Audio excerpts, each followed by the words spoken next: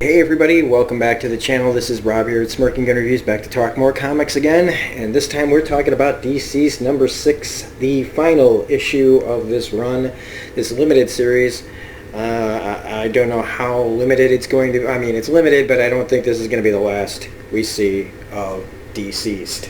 If there's any indication, I mean Marvel just released its book that I'm going to be reading and reviewing in a little while.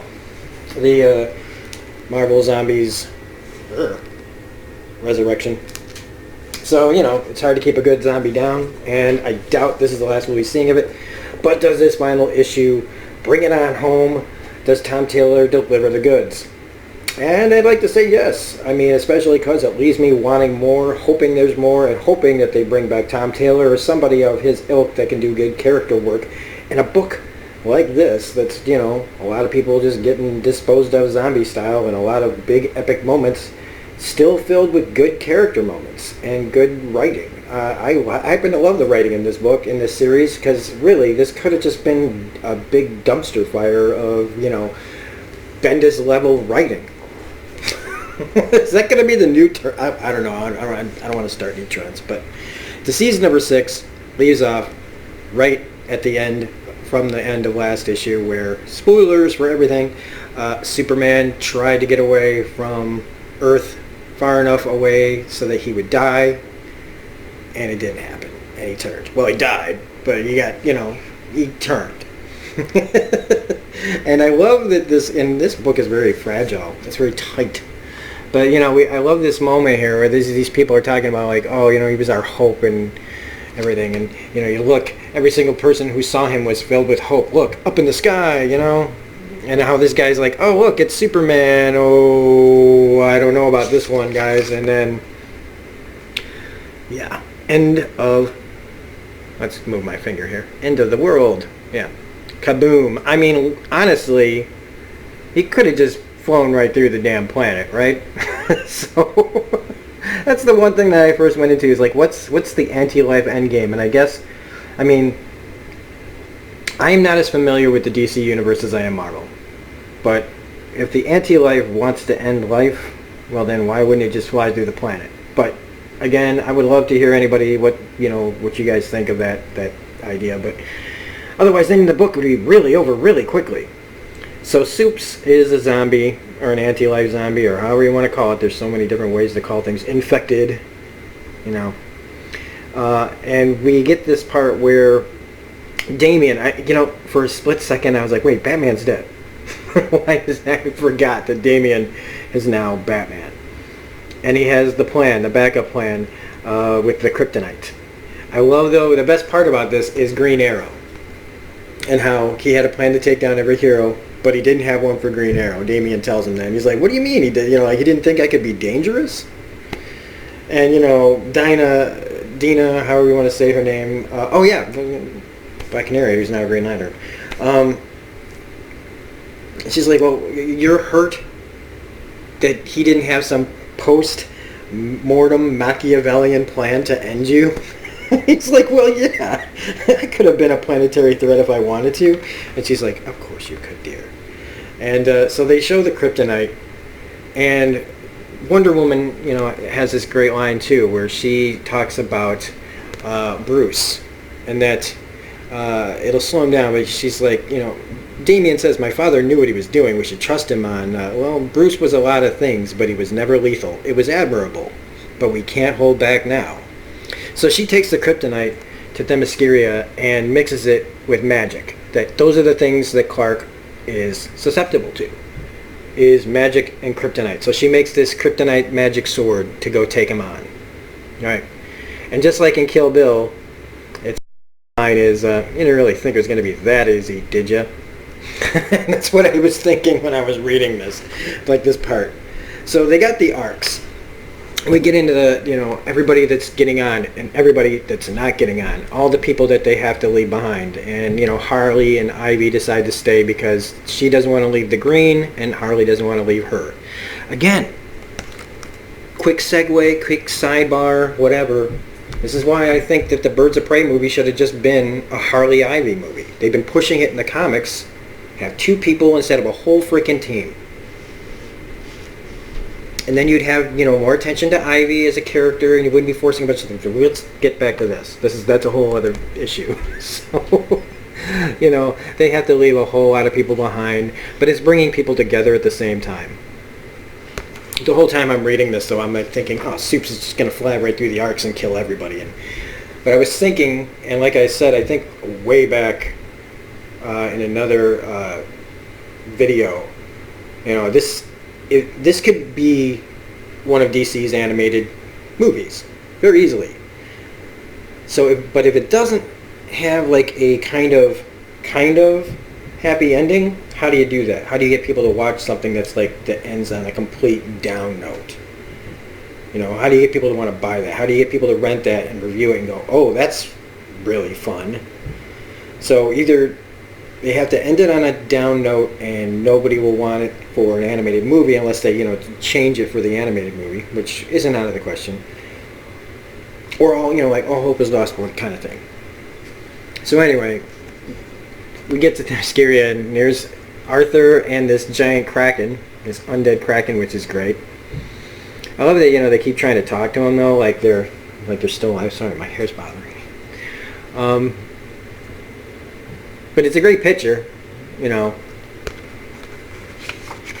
then Arthur has proceeded, poor old Aquaman, gets taken out by an arrow. That's right, Green Arrow kills him. And Green Arrow's lines here are, the way he's written here is great. Because he kills him, drops Arthur right off the top of a crack, and he goes, and Batman didn't think I could be dangerous? I fired an arrow half a mile through raging winds into the brain of the undead king of the sea while he was controlling the damn kraken. F you, Batman. That's what he says.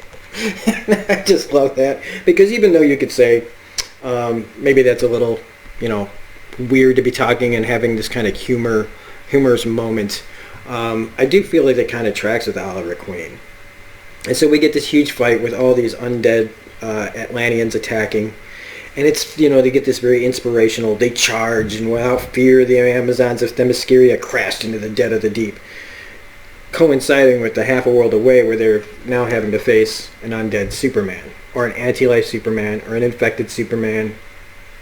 All these, there's so many people that are going to be like, it's infected, it's zombie, it's anti-life, blah, blah, blah. It's a comic book.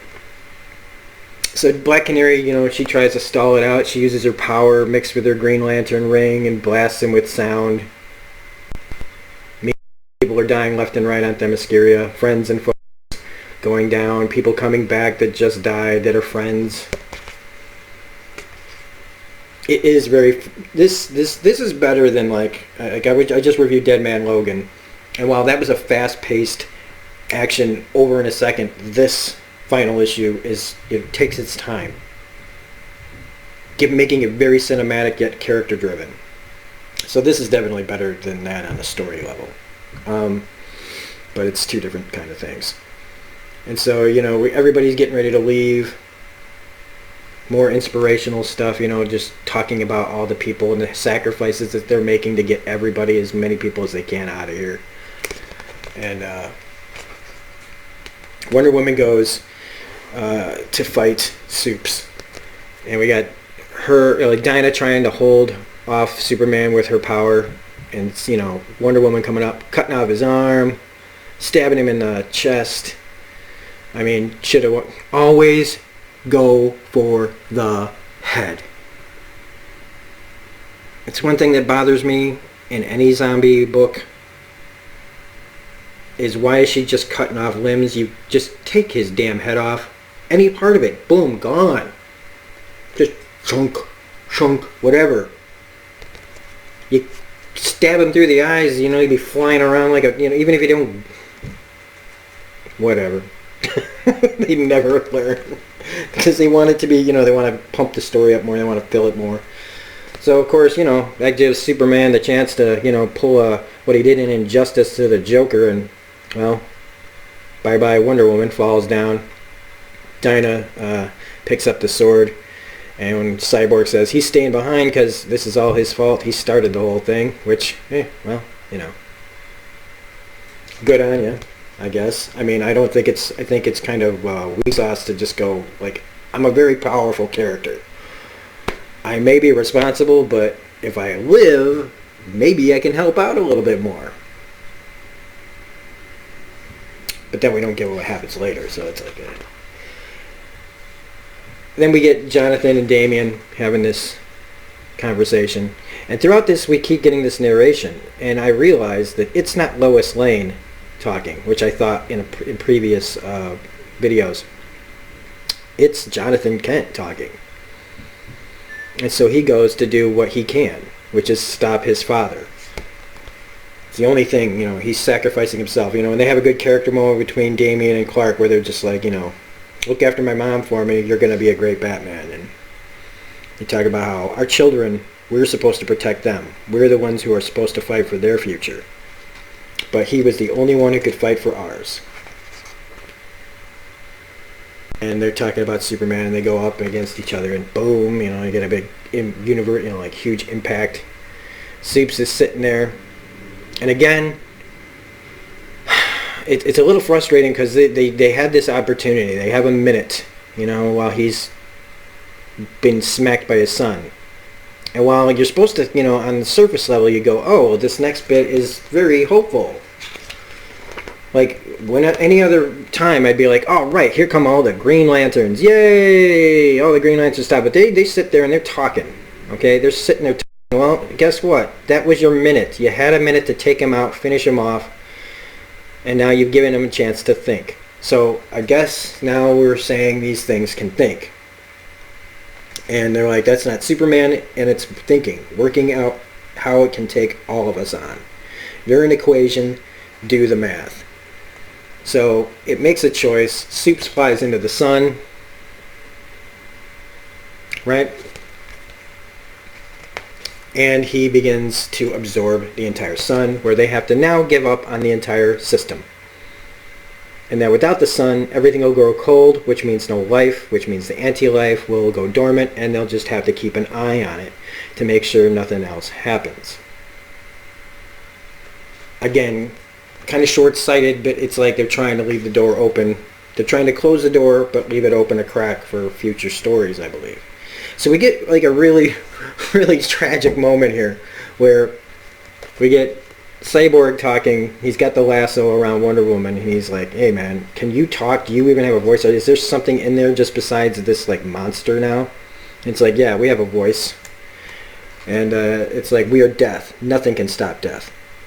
Well, he says, you're a virus. Is there a cure? And he says, yes. The thing says, yes. Well, what is it? Where is it? And it says, the cure is in you. You are man and machine. You are binary off and on. Patient 0 and the 1, the alpha, the omega. And he's like, but that means everyone we fought, everyone we ended, they didn't have to die. And it says everything dies. The arcs. I have to reach the arcs. They have to know. So this is why they had him stay behind, so he could have this moment of clarity, this realization. Yeah, I don't think you're telling anybody shit, man. So he gets his head ripped off by undead Wonder Woman, and it just says, life is fleeting. That is the only truth. Death is forever. Well, this is comic books. We know that's not true. But it's a nice little sentiment, I guess, a final statement. And so we get this like kind of Empire Strikes Back kind of ending, where it's like them taking off and the ships. I mean, it really does make me think of Empire Strikes Back here, man, where the ships are all kind of gathered. They're all drifting away in sadness. They've just suffered a lot, more than a lot. They've suffered everything. They've lost just about everything but their lives. The ones that have managed to stay alive, escorted by the Green Lanterns. And I mean, come on. Princess Leia and Luke Skywalker, come on. That's exactly what this reminds me of. Standing there at the end of Empire Strikes Back after a heavy loss. And they say, my mother used to tell me there was no such thing as monsters. There was nothing hiding in the dark. Nothing was going to jump out of the shadows. I wish I could have told my child the same thing. But by the time he was grown, he'd faced monsters. He'd faced too many monsters. I didn't know what was waiting in the dark ahead of us. There was one thing I did know. As we looked on our new world for the first time, our new start, our Earth 2, I knew the monsters were behind us now. But, I mean, really? I mean, they're not. There's more going on. You know, they don't understand, you know, like what was left. Otherwise, why even have that cyborg moment in there? So, as this draws to a close for now, this is a really good, that was a really good book. And while we lost our trinity of characters, you know, Bats, Soups, and Wonder Woman, are they really gone? Wonder Woman's there. Soups was eating the sun. And whatever happened to Batman? I can't remember. I'd have to re-look it up. But maybe the Holy Trinity, or whatever they want to be called, will be back in future story. And this is clearly saying that Jonathan had a kid, and there might be more story in between there. You know, this is just maybe prologue to what happens after. So, pretty good, really, really good. I'm really satisfied with it. It's much better than things like Heroes in Crisis, things like that. I never really read Marvel Zombies. I am about to read the resurrection of that universe, mostly because I just really loved the cover art. I just really dig it. We'll see if it's any good. But if you like the review for this book, please hit that like button, comment, share, subscribe, all that jazz. Otherwise, this is Robert Smirking Gun Review saying we'll be back with more comic book reviews. And while I'm saying that, make sure you keep reading comics. Go to your brick and mortar stores or get them in any way you can. Otherwise, have a great day, and we'll see you on another video.